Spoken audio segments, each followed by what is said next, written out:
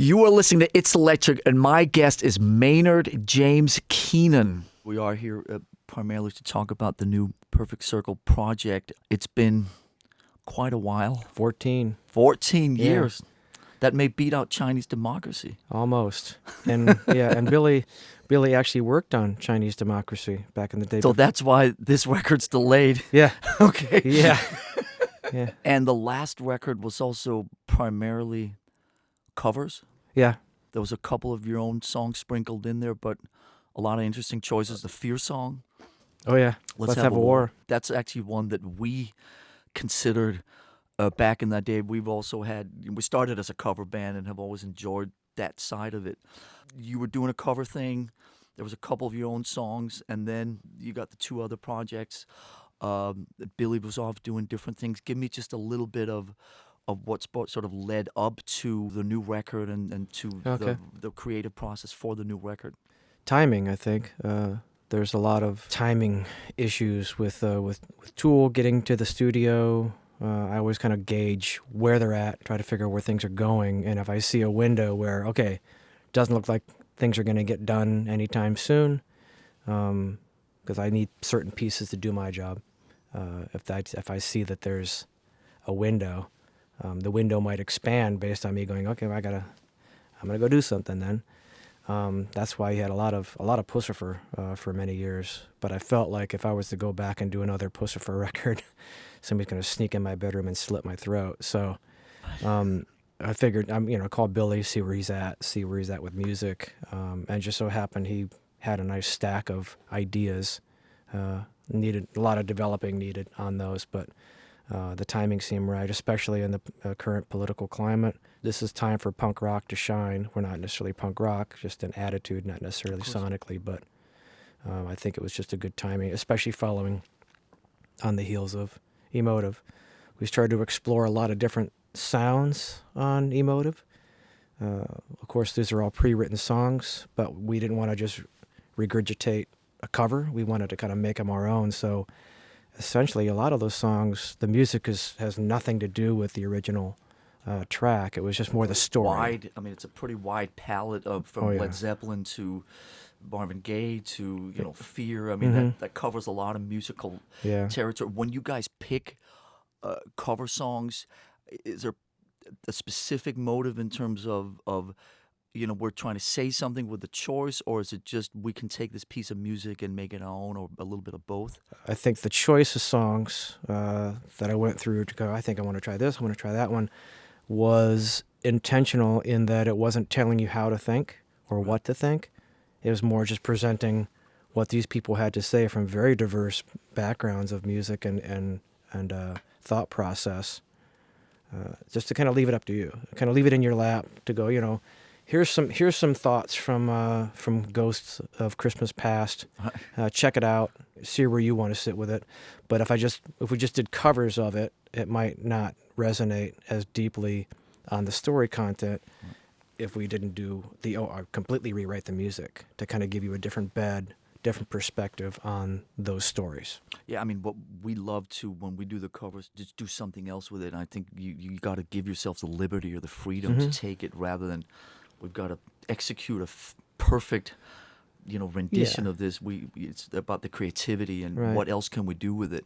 For us, we love the idea that it gives us the freedom to not have to be so anal or detailed about it. It's like the song's already written, so you don't sit there and go, well, should it be a double chorus, or should the guitar solo be 16 bars or 32 bars, or whatever. It still becomes more about kind of capturing a feeling. Everybody knows that the songs that were on that record. Were there a couple that you toured with that didn't make the record that were interesting? Elton John, Border Song. Yeah, I couldn't pull it off. Again, it all comes down to how Billy, and we had other people in the room kind of helping us out with that record as well, but couldn't quite get the vibe to make it, that one you almost had to do a straight cover because Elton John is such a very specific sound and a specific approach that it was definitely left on the cutting room floor. It was best left in the garbage, untouched. So you mentioned that Billy had a lot of new material. Mm-hmm. Does he develop all this material by himself in his own world and then send it to you on tape or email or whatever? Or is there any kind of collab musically before it gets to your lyrics? We had a few little sessions together where I started kind of pointing out some directions and some arrangement stuff. But like anybody who's alone in their bedroom making songs, he adds and adds and adds and tweaks and adds. And I'm the guy that comes in and goes, that's great. Take all of that, mute it, But yeah, play it on the piano, put a drum beat behind it. Let's see what you got. when he shows you this stuff and you say, well, let's simplify it or do that or try a different key or whatever, is it a very effortless path forward? Or Oh no, he's as stubborn as I am, so it definitely is a massaging. You know, we forget that we are both sensitive, emoting little creatures, so we have to kind of like, you know, hey man, nah, that, change that. So we tread the fine line of pissing each other off, but it's a good working relationship. So, and the end result is always the thing when, you know, I go, see, I was right, you know, and then he says, no, I was right. the rest of the guys in the band, are they a part of the creative process at all, or do they just show up to play? They weren't on this one. In the past, maybe a few pieces here and there, but because Billy and I are pretty intense personalities in general, it's best that we just let them come in later, because adding any other chaos to the mix, it's gonna be hard to get things done. So, all very talented musicians and talented writers, but for the focus of what we're trying to go for, that extra voice is just unnecessary. Do you consider Perfect Circle to be yours and Billy's project? Oh yeah, I mean it's our project. We started it. We wrote the checks initially. We were an independent, startup band. When you have to write a check, it's the two of us. So the successes and failures are hanging directly around our neck. You've got 3 projects. Billy's got a couple, 2, 3, and when you sit and kind of look at all this in your head, you must have to do a lot of stacking and planning, and Yeah. there's a lot of effort and time that goes into that element of it, right? Mm-hmm. You know, when you make records, and God knows, I mean, occasionally we have to sort of commit to touring dates just to know that if we don't tour, Right. or if we don't have a deadline, then we'll just be in there forever tweaking the 4K on the bass drum or whatever. I mean, is it helpful to you to have these blocks of time? For me, it's just a natural thing, but for other bandmates in all 3 projects, most artists have the same thing. Like, I'm an artist, you can't confine me, you can't hold me down. Like, so I don't know. I think I had enough of a disciplined background to where I could just go, okay, well, here's the goal. If I'm not going to beat myself up if we don't make the goal, right? Then we just kind of redirect. We just let it go. But I think there is something to be said for finding a balance of giving yourself enough space to be emotional, to be in the moment, and be artistic and fluid without constraint. But at some point in there also is those moments of discipline. I get the most done when I give myself that balance of like, okay, I'm just thinking about this song for this week. I'm just going to let it play in the car. I'm not going to sit down. If I get distracted by some movie or, a bowl of gelato, wouldn't that be good right now? Gelato. But at some point, I end up having to do so now it's time to focus. Right. And a lot of time for me, that's getting in my truck, sitting in the parking lot with a CD or a SIM card in the truck, with one song on loop, with a pad of paper or my iPad, and just try to get core lines and core ideas on it and start building on it. And I won't let myself have the gelato until I finish a verse or a line or a section, right? You kind of give yourself rewards for... That's a lot of gelato if it's after every line. Believe me, I've gained a lot of weight on this record. Yeah. I mean, there's a lot of things that play into the current climate. Give me a little bit about just your inspirations and what ended up on the record. I think for most people, like especially if you listen to some older stuff that was going around, the Vietnam War, Woodstock era music, there is a signature, a very sonic and time stamp signature on that music. And I think you do yourself a disservice to not be paying attention to where your feet are, because you might be accidentally writing something that is specific to your time that you couldn't invent. It's got to be honest. It's got to be there. But you kind of have to pay attention to what's going on around you. Right. We are merchants of emotion. We are meant to be emoting and tapping into moods and feelings. Right. We observe, interpret, and then report what's going on around us.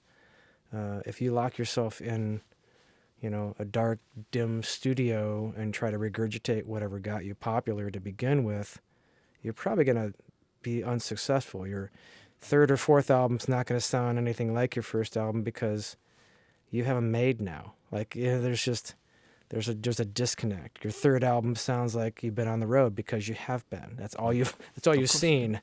You kind of have to tap into what's happening now and try to be honest without forcing it or manipulating it. Be honest about what your feelings are about those things, because feelings are universal. They're timeless. So how do I truly feel about this thing without being too specific? Right.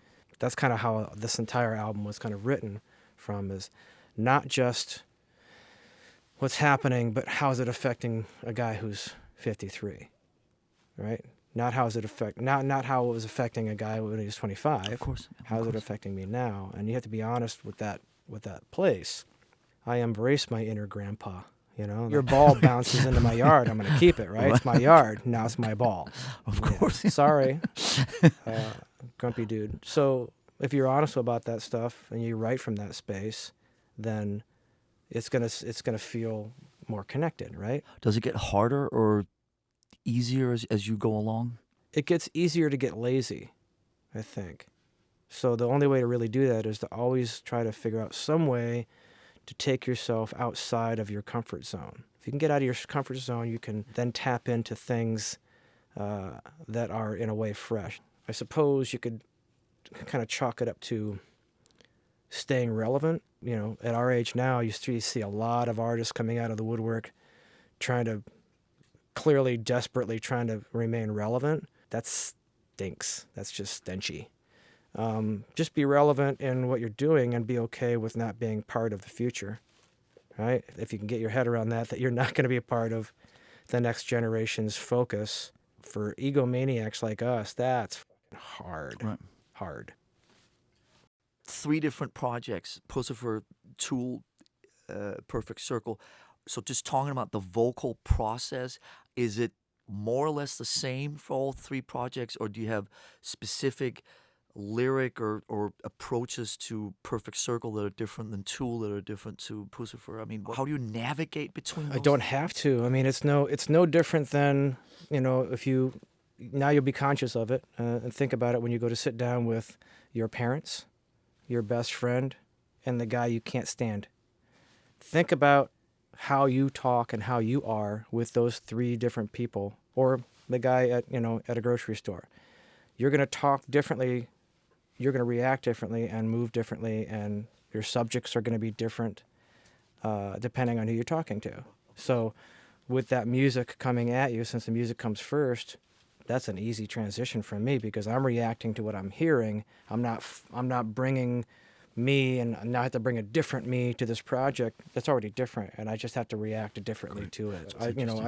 My stepmother was a English teacher, so as you can imagine, she was very adamant about grammatical structure and storyline, and having other teachers beyond her that were very militant about the arc of a story and how it works. So I try my best to, in all songs, think of those literary movements. So I feel like the lyrics are as important as the melody.